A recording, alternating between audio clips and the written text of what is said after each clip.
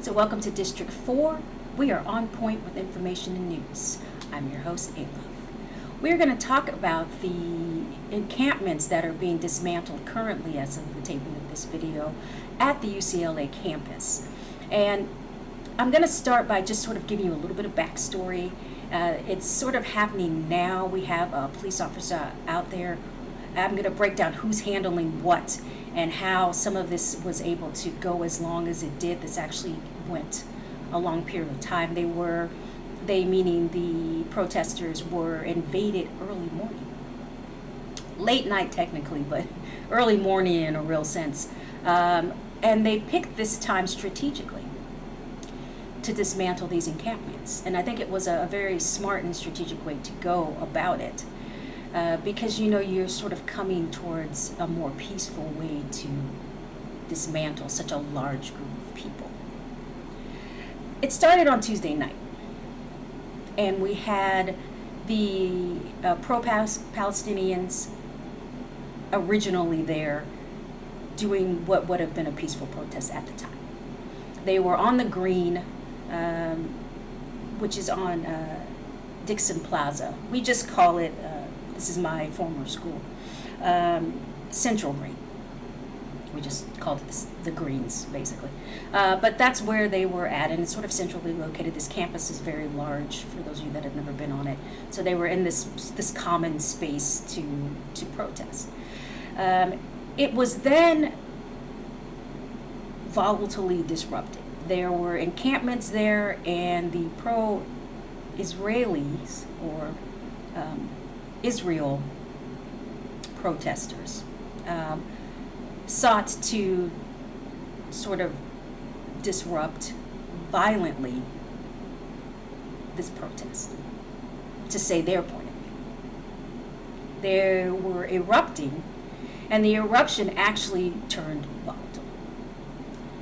That's the basis of the story. So we have the basics there, where we just have sort of this protest for one side, because now we know they're different sides, that was there on the greens, had set up encampments. Second, shortly after or thereafter, come the counter, because I'm going to say it that way just to simplify it. They come in and try to dismantle the encampments volatilely, so turn violent. Now, one of the biggest questions that everybody tends to have when they're talking about this, even as early as this morning, is that they're asking, well, why did that go on so long? Because if you looked at the footage from days ago when the violence actually erupted, you'll see that it went on for quite a long time without an interruption. And everyone wondered, well, why didn't the Los Angeles Police Department just go in there and break it up? Process. I'll give you a little insight. What ended up happening is when you have the UCLA campus has its own police. They are responsible. And the Los Angeles Police Department is to back them up. What ended up happening in this case, the responsible parties, who were the UCLA Police Department, didn't do anything. They did nothing. They didn't even notify the Los Angeles Police Department so that they could back them up. They just sort of, I don't know if they washed their hands, if they just left. I don't know if they acted like they didn't notice. A huge group of protesters and counter-protesters for the protesters, for lack of a better description. I mean, I say it chaotically because it was a chaotic situation. And they decided to turn a blind eye. I'm not exactly sure why. No one has ever explained this, but that's what ended up happening. And that's why this sort of got out of hand to the extent that it got out of hand, because there was nothing being done so much early on. To further it, so I'm going to do sort of the order of how this takes place. So you have the UCLA police, and then really when you have a campus, you have the Highway Patrol, the CHP. They're the ones that actually took this over. And LAPD backed them up. So I know people automatically go, but this is sort of like, for those of you that are from Los Angeles, in that Westwood area, sort of over there by Bel Air and all of those places, they're handled by certain divisions. In this case, it's the tactical division. And all of this took time to organize. So the protest sort of extended itself, or sort of this dismantling and this sort of volatile protests, and this sort of crowd was able to get larger, mostly because they had to go through process, because the originators that were supposed to break that up, no disrespect to anybody, I'm just saying the history of UCLA is that we're not a protest, or they are not a protesting campus. Normally, I mean, they might have had a few sit-ins, maybe blocked a doorway or two, but it's never really a large, huge, there are campuses actually that are known for that. UCLA was not one of them. So it's interesting that people might blame the UCLA Police Department, but it's the fact that they're probably not used to it. They were probably not used to this sort of volatile eruptions, or these sort of violent reactions at a protest, because we never really are known for that type of, we weren't that type of campus, for lack of a better description. Okay, so when all this happened and it erupted and everything sort of went crazy, they notified the CHP, but they also have to do process. So they had to get the tactical division. So all of this takes time. That's why people are like, this started on Tuesday. Why are we just now arresting people? And it's mostly because it was volatile. I think someone at the CHP came up with a very smart strategy to say, let's get them when everybody's, not when you're down necessarily, but get everybody when they are at rest.